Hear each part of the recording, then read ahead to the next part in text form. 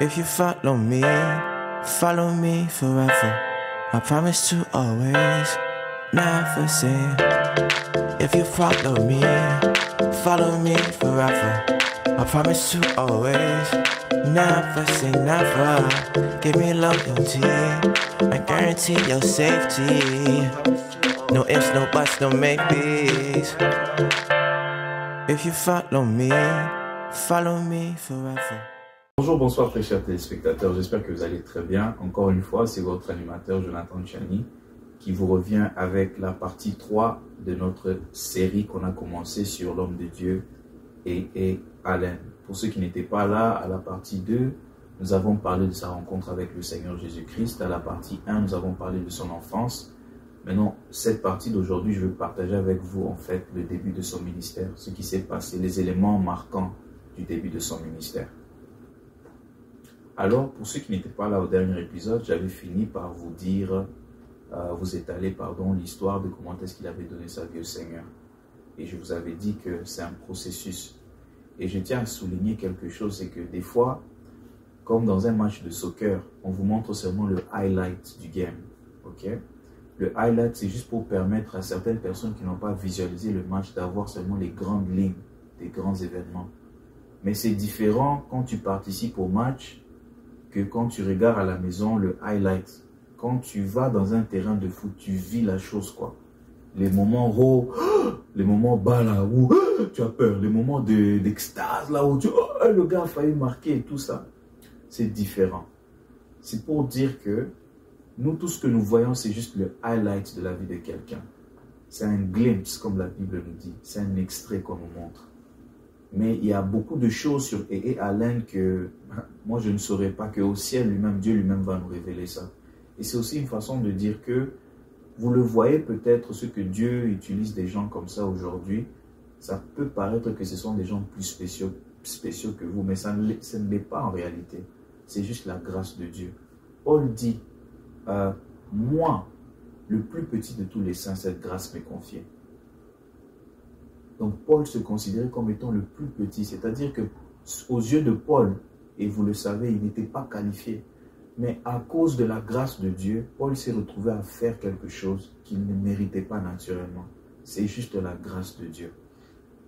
Alors, pour parler du début de son ministère, après qu'il ait grandi un peu dans sa marche avec le Seigneur, les temps étaient venus maintenant pour lui de...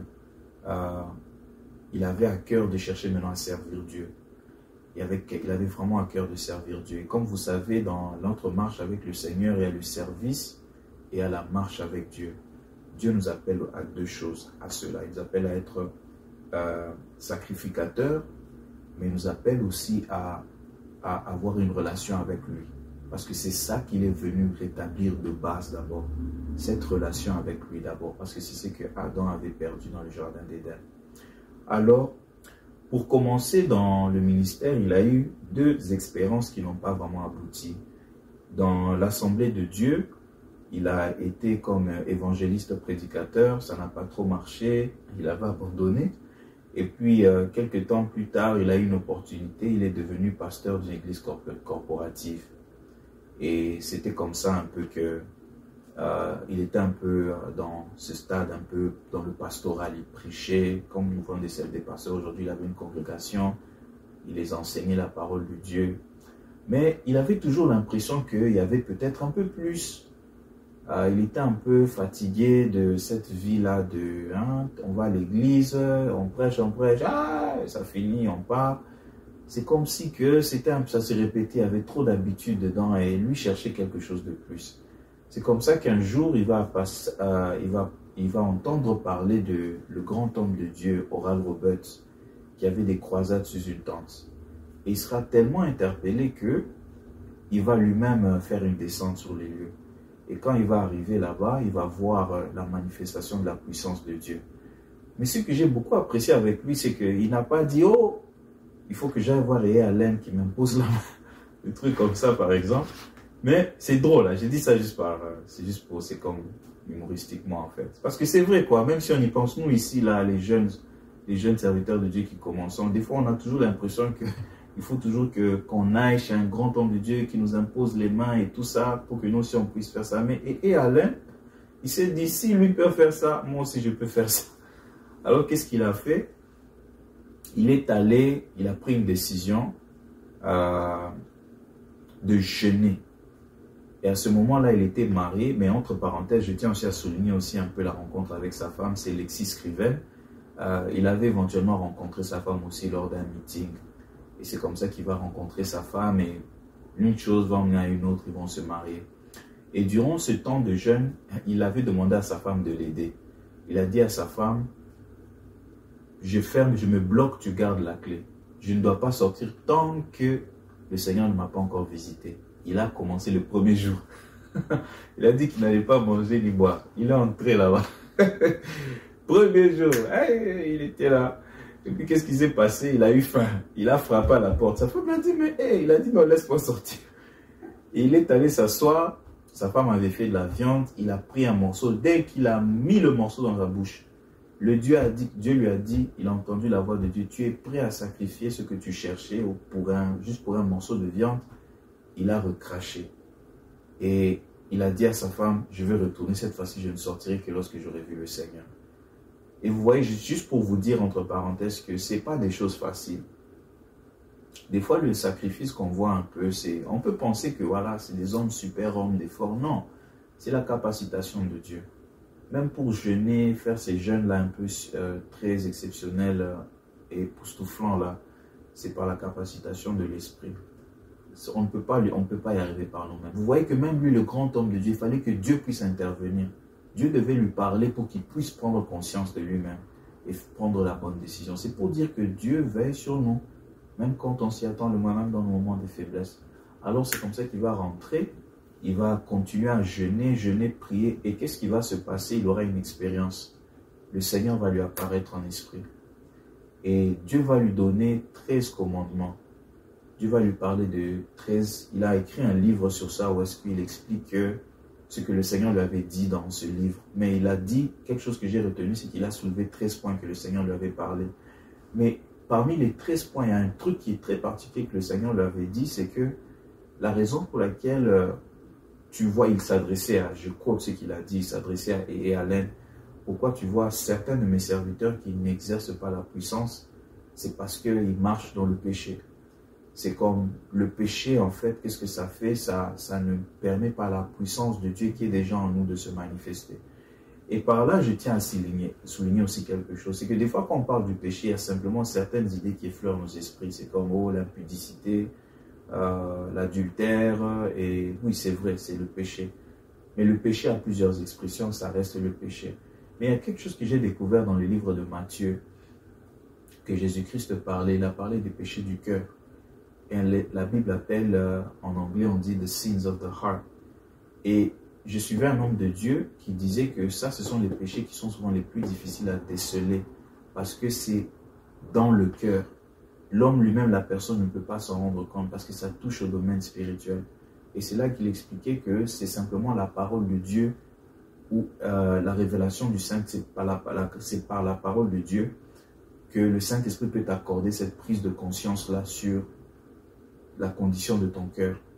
Et moi, j'aime parler de ce genre de choses. Pourquoi? Parce que c'est très important. Vous savez, des fois, je ne sais pas qu'est-ce qui se passe des fois, nous, un peu, quand on est les religieux ici, nous, des fois, ici, c'est que on a beaucoup, des fois, d'idéologie un peu.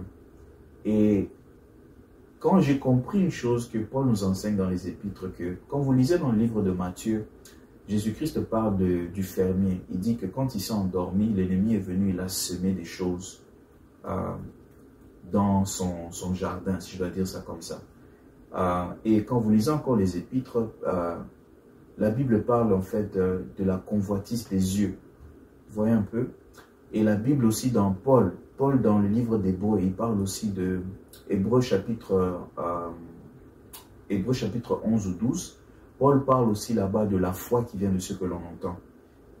Et vous voyez qu'il y a quelque chose d'intéressant. J'avais une conversation avec une sœur, elle me disait que on était là dans le bus, c'est un verset que je connaissais, on connaît tous, mais elle me dirait en fait que la foi vient de ce que tu entends. Elle me dirait que, frère Jonathan, un jour j'étais là, le Seigneur m'a parlé. il m'a dit, il faut faire très attention à ce que tu entends. Parce que quand tu entends quelque chose, tu invites aussi les esprits dans ta vie. Et quand il m'a dit ça, j'ai dit, waouh, je ne vais jamais plus. C'est un verset que j'avais lu, on côté ça à l'église, mais vous voyez, ça demandait la révélation de l'esprit pour comprendre ça de cette manière. Et c'est par là que j'ai compris en fait que le péché a deux situations. Il y a le péché premièrement qui est dû, comme l'homme de Dieu par ce Christ nous enseigne ça, c'est que c'est dû premièrement à la nature de l'esprit à cause de la chute d'Adam, que en étant en Christ, Dieu a changé. Et puis il y a la condition de l'âme. C'est-à-dire qu'il y a des péchés que même un chrétien qui est né de nouveau peut faire. Pas parce qu'il le veut forcément, mais c'est à cause que de la condition de son âme. C'est pourquoi Paul dit, ne soyez pas comme les gens de ce monde qui sont gouvernés par le contenu de leurs pensées. Ça veut dire que la condition de ton âme peut toujours